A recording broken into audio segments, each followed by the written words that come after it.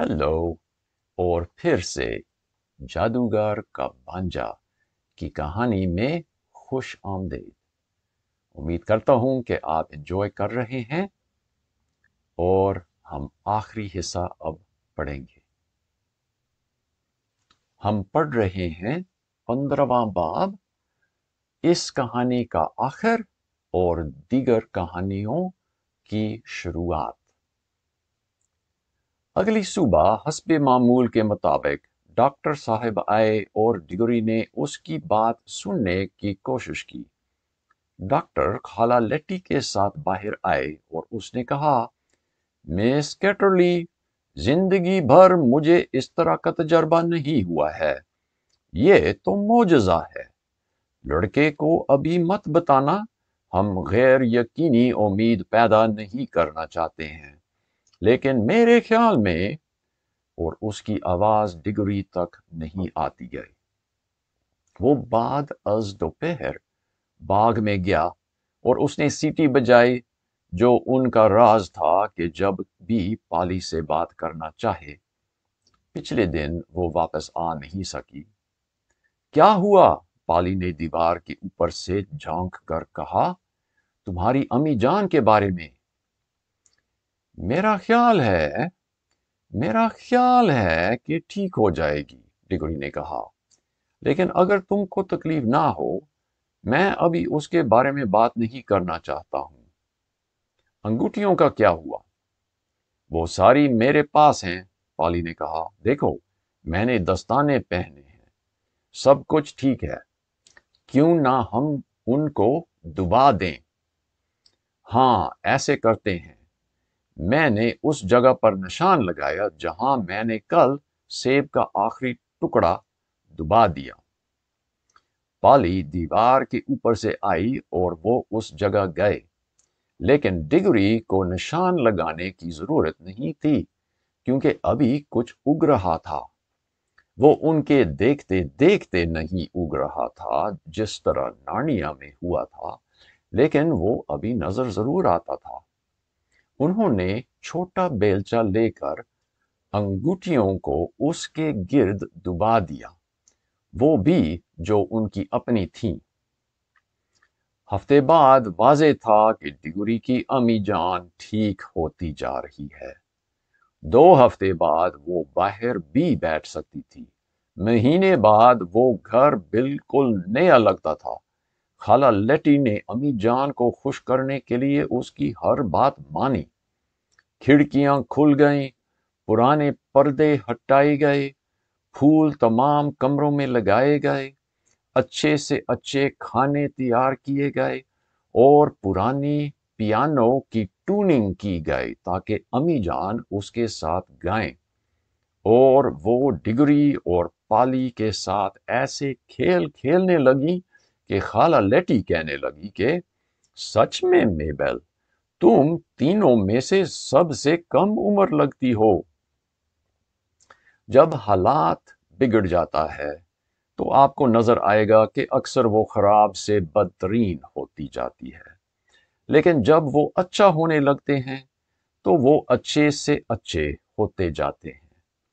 करीबन 6 हफ्ते उस खुशगवार जिंदगी शुरू होने के बाद इंडिया से एक लंबी चिट्ठी आई, जो अबू जान की थी।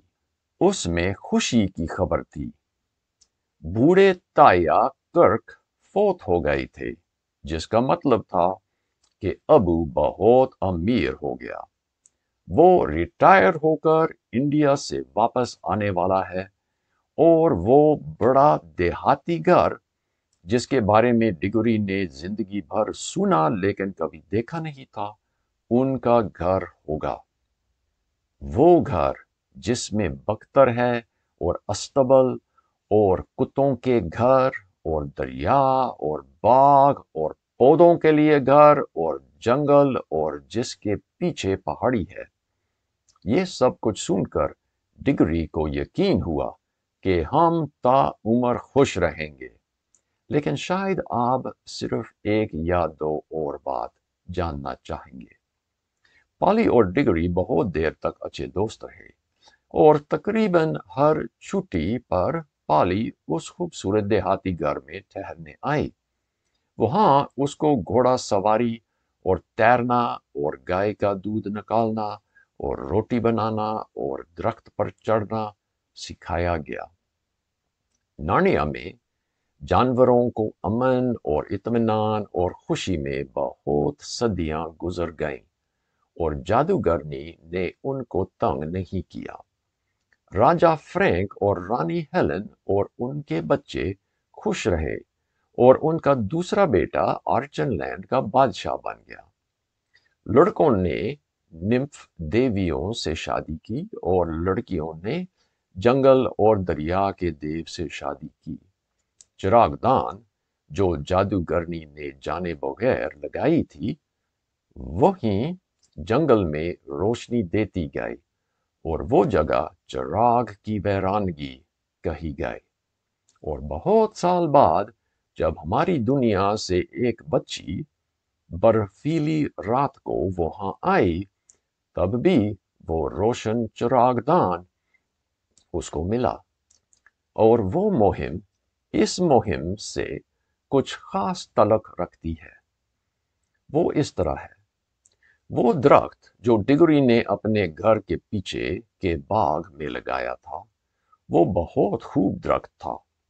ہماری دنیا کی مٹی میں بڑھنے کی وجہ سے، اور وہ بھی اذلان کی آواز سے بہت دور، اس میں وہ طاقت نہیں تھی جو نارنیا میں تھا۔ لہذا اس کا پھل ایسا نہیں تھا کہ مرنے والی عورت جیسے ڈگری کی امی تھی کو تندرستی بخش دے۔ تو بھی اس کا پھل انگلینڈ کے دیگر درختوں کے پھل سے بہت نمایاں تھا اور صحت بخش بھی تھا، حالانکہ پوری طرح جادوئی نہیں تھا۔ لیکن اس کے اندر اندر، یعنی اس درخت کی رگوں میں ہی، اس کو یاد تھا کہ میں نارنیا سے آیا ہوں، اور کبھی کبھی وہ ہلتا تھا جب ہوا نہیں چل رہی تھی۔ میرے خیال میں اس وقت نارنیا میں تیز ہوائیں چل رہی ہوں گی، اور اس درخت کو ان ہواؤں کا احساس تھا۔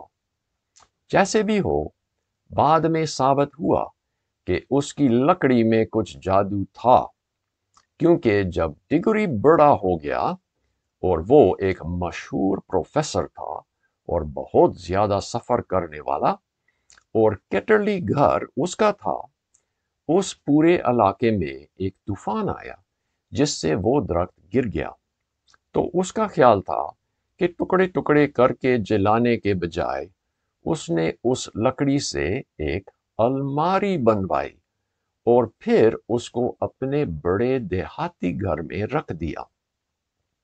لیکن اس نے خود اس کا جادو کو معلوم نہیں کیا تھا، کسی اور نے ایسا کیا تھا، اور اسی سے تمام آنا جانا اس دنیا اور نارنیا والی دنیا کے درمیان ہونے لگا، جو آپ دوسری کتابوں میں پڑھ سکتے ہیں۔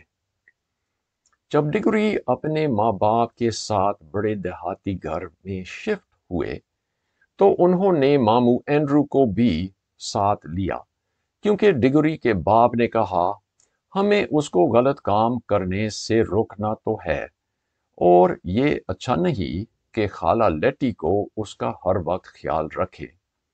ماموں اینڈرو نے پھر سے جادو کرنے کی کوشش نہیں کی، اس نے اتنا تو سیکھ لیا تھا، اور بوڑھا ہونے پر وہ کافی اچھا انسان بھی بن گیا تھا، اور اس کی خود غرضی کم ہو گئی۔ لیکن وہ ہمیشہ کسی بھی مہمان کو اکیلے میں لے کر اس پر دیسی شاہی عورت کے بارے میں بتانا پسند کرتا تھا، جس کو اس نے لندن گھمایا تھا۔ فوری غصہ کرنے والی ضرور، وہ کہتا تھا، لیکن بہت خوب عورت تھی۔ ہاں جی، بہت خوب عورت تھی وہ۔ اور یہ ہوا جادوگر کا بھانجا، اس کا آخری حصہ۔ خدا آپ کو خوش رکھے، آپ بابرکت رہیں، اور امید کرتا ہوں کہ آپ دیگر کہانیاں بھی سننا چاہیں گے۔ ان کے نام نیچے دی ہوئی ہیں۔ مصنف کے بارے میں، کلائیو سٹیپلز لیوس، جو اپنے دوستوں میں جیک کے نام سے جانا جاتا ہے، سن 1898 میں پیدا ہوا۔ لوئس جے آر آر ٹولکین کا بہت اچھا دوست تھا۔ ٹولکین نے لارڈ آف دی رنگز کا ناول لکھا تھا۔ وہ دونوں انکلنگز کلب کے ارکان تھے اور ایک ہوٹل میں اکٹھے بیٹھتے تھے تاکہ اپنی کہانیوں کے بارے میں بات چیت کر سکیں۔ لوئس کو پریوں والی کہانیوں اور قدیم قصوں کا بہت شوق تھا۔ اس کی بچپن کی یادوں نے اس کو شیر چڑیل اور الماری کی کہانی لکھنے میں بہت مدد کی۔ یہ دنیا کے بچوں کی کہانیوں میں سے ایک بہت زیادہ مشہور کہانی ہے۔ اس کے علاوہ نارنیا سلسلے کی اور بہت کہانیاں لکھی جا چکی ہیں جو پوری دنیا میں بے حد مقبول رہی ہیں۔ اس نارنیا سلسلے کی آخری کہانی آخری جنگ کو کارنیگی میڈل ایوارڈ بھی مل چکا ہے، جو کہ بچوں کی کتابوں میں سب سے اعلیٰ انعام مانا جاتا ہے۔ نارنیا کے سلسلے کی دیگر کہانیاں، جادوگر کا بھانجا جو آپ نے ابھی سنا ہے، شیر چڑیل اور الماری، گھوڑا اور اس کا لڑکا، شہزادہ کیسپین، ڈان ٹریڈر کا سمندری سفر، چاندی کی کرسی اور آخری جنگ۔ آپ سب کو سننے کی توفیق آ جائے یا آپ خرید لیں اور خود پڑھیں تو بہت زیادہ مزہ آئے گا۔ خدا آپ کو خوش رکھے۔